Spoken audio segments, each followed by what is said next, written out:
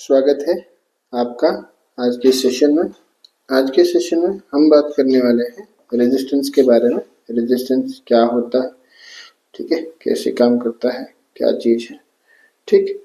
तो चलिए, तो resistance is the obstacle in the path of current is known as resistance. कोई भी ऑब्स्टेकल करंट के पाथ में अगर रहती है तो उसको हम रेजिस्टेंस कहते हैं। It is denoted by capital letter R. R से हम इसको डिनोट करते हैं and is given by R is equal to rho L बटे में ए, ठीक है। जहाँ की रो हमारे पास है रेजिस्टिविटी ऑफ द कंडक्टर है और जो पूरी तरह से डिपेंड करता है नेचर ऑफ द कंडक्टर।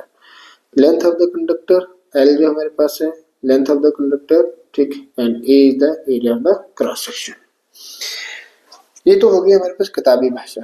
अब अगर हम बात करते हैं एक एग्जाम्पल से इसको समझने की, फॉर एग्जाम्पल अगर मैं बात करूं, for example let us consider a river.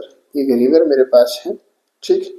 जब ये इस रिवर में ऐसा एक चीज बता देते हैं, ठीक है, ऐसा मैं एक रिवर कंसिडर कर रहा हूँ कुछ इस प्रकार से, ठीक है, और इसके अंदर ये वाटर फ्लो कर रहा है, ठीक, वाटर फ्लो कर रहा है।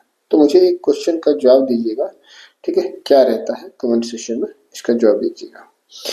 अभी क्या है कि इस फ्लो में अगर इसमें कोई भी पत्थर नहीं है, यहाँ पर अगर कोई भी पत्थर नहीं है, इस रिवर के अंदर अगर कोई भी पत्थर नहीं है, तो इसमें जो पानी का बहाव होगा, फ्लो जो होगा वो हाई होगा। पानी को मैं कंपेयर कर रहा हूँ, let me compare water with flow of water, flow of water with किसके साथ, करंट के साथ, आई, करंट आई के साथ। तो अगर यहाँ पर कोई भी पत्थर नहीं है, जैसे कि मैं ऐसे ये भी शो कर रहा हूँ, लेकिन यहाँ पर कुछ भी नहीं, तो पानी का बहाव पूरी तरह से अपने चरम पे होगा, वेग, ठीक। तो मतलब फ्लो हाई है। फ्लो हाई होने का मतलब कि करंट हमारे पास क्या है, हाई है। करंट हमारे पास क्या है, हाई है। लेकिन एक कंडक्टर के अंदर से जब करंट फ्लो करता है ना, तो उसके अंदर उसको बहुत सारी मुश्किलों के साथ जूझना पड़ता है कि भैया उसके अंदर हमारे पास ये कुछ एटम्स, कंडक्टर के अपने एटम्स भी होते हैं, ठीक। और इन एटम्स के साथ जब हमारे पास पीछे से मान के चलो कि ये हमारे पास एटम नहीं है, ये हमारे पास रिवर में पत्थर है, क्या है, पत्थर है, ठीक। ये पत्थर क्या करते हैं, जब पानी पीछे से आ रहा है, तो ये पत्थर इस पानी के बहाव को रोक देगा, पानी को धीरे से साइड में निकलना पड़ेगा। लेकिन बहाव तो रुक गया ना, पानी का बहाव रुक गया। अब पानी का बहाव उस प्रकार से तेज नहीं है जिस प्रकार से पहले था, ठीक है, जिस प्रकार से पहले था उस प्रकार से तेज नहीं है। तो इन एटम्स ने या इन पत्थर्स ने क्या कर दिया, इन पत्थर्स ने कर दिया इसका फ्लो कम, वाटर के फ्लो को कम कर दिया। अब इन्हीं पत्थर्स को अगर मैं कंपेयर करता हूँ, atoms are the charge particle of the metal, तो भैया ये हमारे पास जब इलेक्ट्रॉन्स हमारे पास यहाँ से फ्लो होंगे तो ये एटम्स के साथ टकराएंगे और टकराने के बाद इधर उधर चले जाएंगे, तो उनका फ्लो क्या हो जाएगा, कम हो जाएगा। तो उनका फ्लो कम होने का मतलब है कि करंट का वैल्यू कम रहेगा, करंट का वैल्यू कम रहेगा, ठीक है। तो भाई ये स्टोन्स जो है, these stones are creating the resistance in the path of water. Similarly हमारे पास atoms of the conductor creates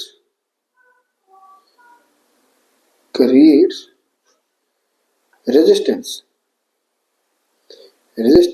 in the path of current, है ना। जिस प्रकार से स्टोन्स ने पानी के रास्ते में रेजिस्टेंस ऑफर किया, रेजिस्टेंस क्रिएट किया, उसी प्रकार से एटम्स ऑफ द कंडक्टर क्या करते हैं, रेजिस्टेंस क्रिएट करते हैं इन द पाथ ऑफ करंट, ठीक है भैया। जैसे कि मैंने यहाँ पे ले रखा है, ये बहुत सारे हमारे पास यहाँ पे एटम्स हैं, एक मैंने आया यहाँ पे, मान के चलो कि कोई भी मैंने एक मटेरियल ले रखा है, जैसे कि मान के चलो कि मेरे पास यहाँ पे सिल्वर है या आयरन है, मान के चलो आयरन है और ये मेरे पास सिल्वर है, ठीक, सिल्वर, ठीक है। अब क्या है ना, आयरन के एटम्स बहुत ज्यादा हैं और 10 इलेक्ट्रॉन्स को मैं यहाँ से डालूंगा तो उस साइड से मेरे को 7 ही इलेक्ट्रॉन्स मिलेंगे। बाकी के 3 इलेक्ट्रॉन्स यहाँ पर बीच में टक्कर में उलझे रहेंगे। तो मेरे पास चार्ज कितना मिला? 7। कितना चार्ज मिला? 7 मिला, जबकि मैं छोड़ कितना रहा था? 10 का। तो फ्लो कम है, फ्लो कम होने के कारण मेरे को 7 ही मिला। ऐसा नहीं है कि ये बाहर नहीं निकलेंगे, ये भी बाहर निकलेंगे, बट बहुत लेट निकलेंगे।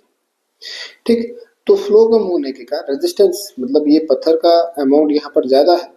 ठीक है, तो वो 10 के 10 इलेक्ट्रॉन्स को बाहर निकलने नहीं देंगे। ठीक, तो इसका रेजिस्टिविटी हाई है, इसका रेजिस्टिविटी हाई है, रोकने की क्षमता इसकी ज्यादा है। जबकि अगर मैं यहाँ पर देखूं 10 इलेक्ट्रॉन मैंने डाले थे, एक आध इलेक्ट्रॉन ही बीच में इन एटम्स के साथ उलझते हुए रह गया, बाकी के 9 इलेक्ट्रॉन जो है वो पास आउट हो गए।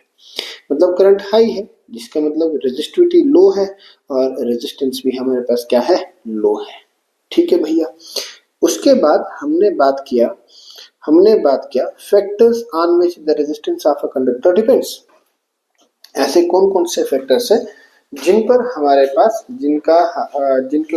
पास कंडक्टर का रेजिस्टेंस डिपेंड करेगा। पिछले ही स्लाइड में हमने बात किया कि अगर एटम्स ज्यादा है, बीच में एटम ज्यादा है, तो चार्ज पार्टिकल को टकरा के बाहर निकलना होगा, जिस कारण रेजिस्टिविटी हाई होगा। तो hence resistance is also high, resistance हमारे पास क्या होगा? हाई होगा। लेकिन अगर एटम्स कम है तो चार्ज पार्टिकल कहीं ना कहीं फ्रीली भी बाहर निकलेंगे, हो सकता है टकराएंगे भी नहीं, एक आध जो है वो टकरा लेगा, लेकिन बाकी तो टकराएंगे भी नहीं। तो उसका मतलब रेजिस्टिविटी लो है। अगर रेजिस्टिविटी लो है तो रेजिस्टेंस भी हमारे पास क्या है? लो है। ठीक, तो यहाँ से हम एक निष्कर्ष निकालते हैं कि भाई अगर ग्रेटर द रेजिस्टिविटी हमारे पास है तो greater larger will be the resistance. जितनी ज्यादा रेजिस्टिविटी उतना ज्यादा रेजिस्टेंस। ठीक है। दूसरा हमने कंसीडर किया कि rho is directly proportional to length. Greater the length of the conductor, larger will be the resistance of the conductor and less will be the flow of the current.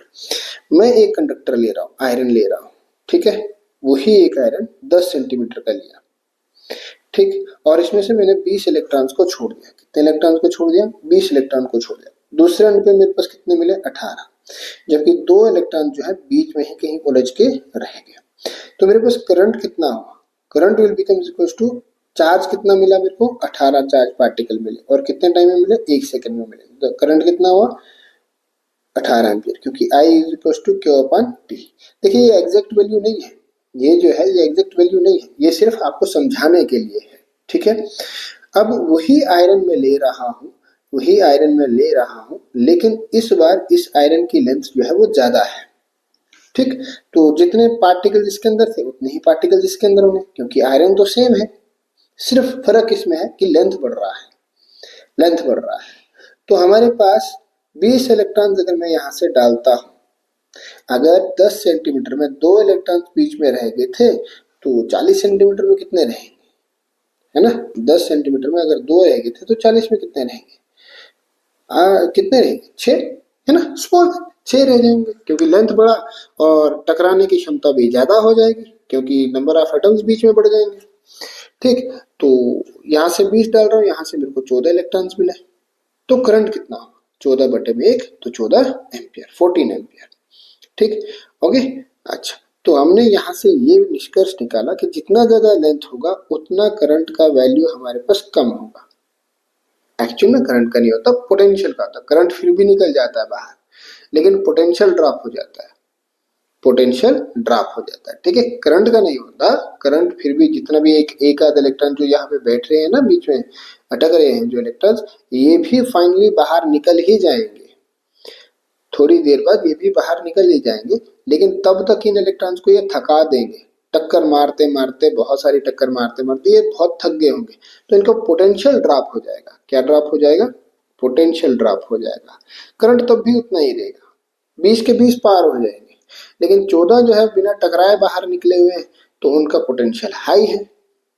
ठीक, लेकिन 6 electron जो है उनको बार बार टक्कर खाना पड़ रहा है बीच में, तो 6 इलेक्ट्रॉन का पोटेंशियल लो है। यहाँ पर 20 पोटेंशियल हाई था, कितना था? 20 के बराबर था। यहाँ पे 14 के मेरे को हाई मिल रहा है, 6 का मेरे को लो मिल रहा है, तो पोटेंशियल खा रहा है। रेजिस्टेंस एक्चुअल में करता क्या है कि पोटेंशियल खाता है। वो चार्ज को नहीं, करंट को ओवरकम नहीं कर सकता, है ना, करंट को नहीं रोक सकता। जो 20 जा रहे हैं तो 20 के 20 पार हो, ठीक है, लेकिन उसमें से कुछों की एनर्जी जो है वो बहुत ज्यादा कम हो चुकी होगी। तो चलो छोड़ो, अभी इसको इसी के हिसाब से समझते हैं। तो वही 14 इलेक्ट्रॉन्स हमारे पास 1 सेकंड में मिले, बाकी जो मिले वो 2 सेकंड के बाद आ रहे हैं, ठीक। तो मैं 1 सेकंड में बात कर रहा हूँ, तो 1 सेकंड में 14 एम्पियर का करंट मिल रहा है, ठीक है। तो यहाँ से हमने ये निष्कर्ष निकाला कि जितना ज्यादा रेजिस्टेंस होगा, जितना ज्यादा लेंथ ऑफ द कंडक्टर होगा, उतना ज्यादा वो रेजिस्टेंस भी ऑफर करेगा, जिसके कारण पोटेंशियल ड्रॉप होगा और उसके कारण करंट भी हमारे पास क्या है, गिर जाएगा, ठीक है भैया। उसके बाद हमारे पास हमने बात किया कि एरिया ऑफ क्रॉस सेक्शन पे क्या होगा। देखिए, greater the area of cross section, smaller will be the resistance and larger will be the amount of current, and smaller the area of cross section, larger will be the resistance, large will be the resistance, ठीक है भैया। देखिए, जैसे resistance, ये मैंने एक area of cross section conductor, same conductor ले रहा हूँ, एक ही, जैसे मान के चलो कि आयरन ही ले रहा हूँ, ये भी आयरन और ये भी आयरन। इसका जो एरिया ऑफ क्रॉस सेक्शन है वो 10 सेंटीमीटर के बराबर है, 10 सेंटीमीटर स्क्वायर। इसका जो एरिया ऑफ क्रॉस सेक्शन है वो है 5 सेंटीमीटर स्क्वायर के बराबर, एरिया ऑफ क्रॉस सेक्शन और एरिया ऑफ क्रॉस सेक्शन। इसमें 10 इलेक्ट्रॉन्स डाल रहा हूँ और 9 इलेक्ट्रॉन्स मेरे को बाहर मिल रहे हैं, क्योंकि इसका एरिया ऑफ क्रॉस सेक्शन ज्यादा है तो एटम्स को बहुत सारी जगह मिल जाएगी इलेक्ट्रॉन्स को, चार्ज पार्टिकल को फ्लो होने के लिए। तो हो सकता है एक आध इलेक्ट्रॉन ही बीच में हमारे पास क्या हो जाए, कोलिजन में फंस जाए, बाकी 9 के 9 इलेक्ट्रॉन मेरे को बाहर मिलेंगे, 10 में से 9।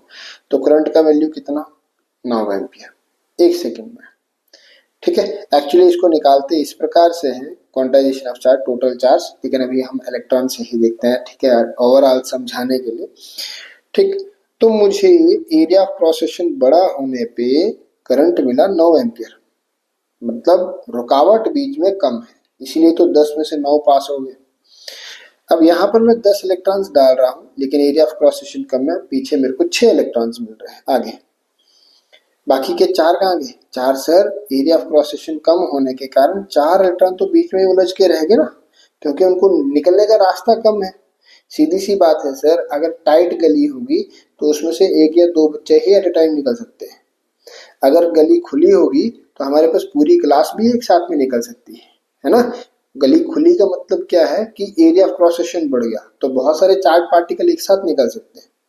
और अगर एरिया ऑफ क्रॉस सेक्शन घटा दो तो बहुत सारे चार्ज पार्टिकल को एक एक करके ही निकलना पड़ेगा, जिसका मतलब चार्ज पार्टिकल कम कम उस साइड निकल रहे हैं। तो करंट मेरे पास कितना आया, 6 एम्पियर का है। इसका मतलब रेजिस्टेंस यहाँ पे क्या है, हाई है, और यहाँ पे रेजिस्टेंस क्या है, लो है। इसीलिए मैंने कहा greater the area of cross section, जितना एरिया ऑफ क्रॉस सेक्शन होगा smaller will be the resistance. क्यों, क्योंकि फ्लो बढ़ जाएगा, है ना, क्योंकि उनको रास्ता खुला मिल रहा है। And larger the amount of current, ठीक है। ये रेजिस्टेंस है, ये रेजिस्टिविटी है, ये लेंथ है और एरिया ऑफ क्रॉस सेक्शन है। ध्यान से देखना, अगर मैं रेजिस्टिविटी को बढ़ाता हूँ ये, तो रेजिस्टेंस, ये देखो यहाँ पर रेजिस्टिविटी बढ़ रहा है और यहाँ पर रेजिस्टेंस बढ़ रहा है। तो रेजिस्टिविटी को बढ़ा रहा हूँ तो रेजिस्टेंस भी बढ़ रहा है, और रेजिस्टिविटी को घटा रहा हूँ तो रेजिस्टेंस भी घट रहा है। और दूसरी बात ये देखो कि रेजिस्टिविटी बढ़ रहा है तो यहाँ पर देखना, यहाँ पर इसी एरिया में जैसे जैसे रेजिस्टिविटी बढ़ा रहा हूँ तो वैसे वैसे यहाँ पर नंबर ऑफ पार्टिकल्स इसके बीच में एटम्स वो बढ़ रहे हैं, ठीक। जितनी ज्यादा रेजिस्टिविटी उतने ज्यादा पार्टिकल्स बढ़ रहे हैं, और जितने ज्यादा रास्ते में पार्टिकल्स बढ़ेंगे उतनी ज्यादा कोलिजन होगी और रेजिस्टेंस उतना ज्यादा बढ़ता चला जाएगा, ठीक है। दूसरा हम देखते हैं, अगर मैं लेंथ को इंक्रीज करता हूँ तो नंबर ऑफ पार्टिकल्स भी बढ़ते हैं, ठीक। पहले इतने से एरिया में इतने से एटम्स थे जिनके साथ इलेक्ट्रॉन जो है वो कोलाइड करेगा यहाँ से बाहर निकलने के लिए। अब अगर मैं एरिया बढ़ा देता हूँ तो पहले इतने से थे, अब कितने हो गए, ये एक्स्ट्रा हो गए और ये भी एक्स्ट्रा हो गए, तो कोलिजन बढ़ जाएगी, रुकावट हो जाएगी, तो रेजिस्टेंस भी क्या हो जाएगा, बढ़ जाएगा। अब अगर मैं एरिया ऑफ क्रॉस सेक्शन को बढ़ाता हूँ, एरिया ऑफ क्रॉस सेक्शन को बढ़ाया तो देखो भाई खाली जगह भी तो मिल रहा है ना, यहाँ से जगह बढ़ रहा है, तो रेजिस्टेंस मेरे पास क्या हो गया, कम हो गया। एरिया ऑफ क्रॉस सेक्शन घटाता हूँ तो रेजिस्टेंस बढ़ जाता है, ठीक। लेंथ को घटाता हूँ तो रेजिस्टेंस भी घटता है, रेजिस्टिविटी को घटाता हूँ तो रेजिस्टेंस भी घटता है। मिलते हैं बहुत जल्द अगले सेशन में, तब तक के लिए परमवीर चाड़ा को दीजिए इजाजत। Ram Ram, bye bye.